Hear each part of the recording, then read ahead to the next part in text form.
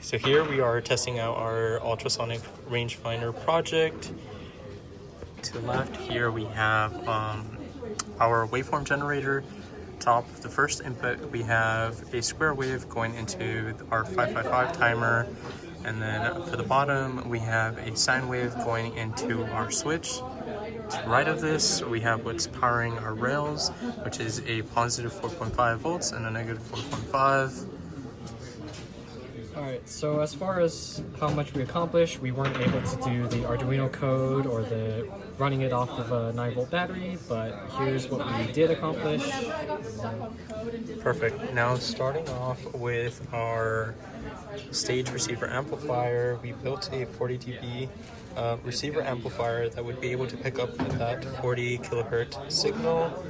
To this, we correctly powered it to the rails and set the reference to ensuring this it would provide a strong enough signal and a reliable signal that will meet the minimum input voltage for the PLL.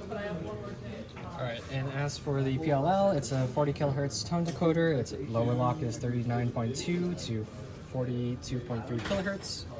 And as for its purpose, basically it will just like lock around a range of frequencies around 40 kilohertz to basically just filter out any additional noise from any other frequencies. Perfect. Now going on to our 555 timer, we have it to be designed to set out a one-shot pulse of 1 millisecond.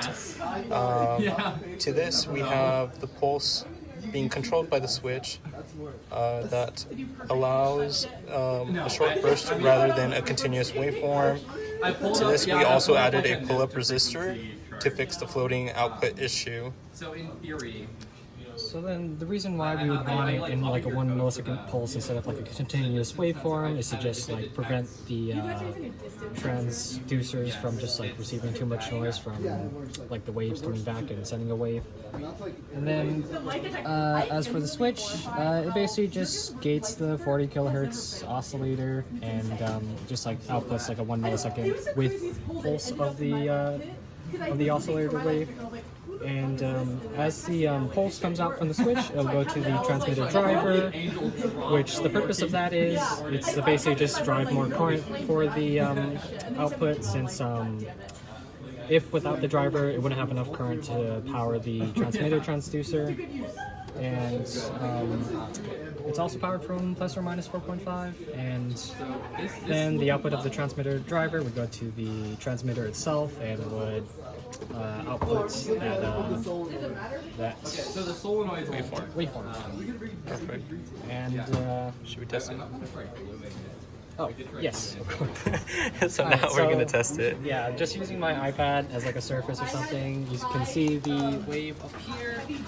I will put my iPad over it, and if you look on the oscilloscope, you can see there's some detectable like peaks you can see. Like as I'm moving it up and down, you can see like more closer, it's like bigger, but then when I go further, it's like getting smaller.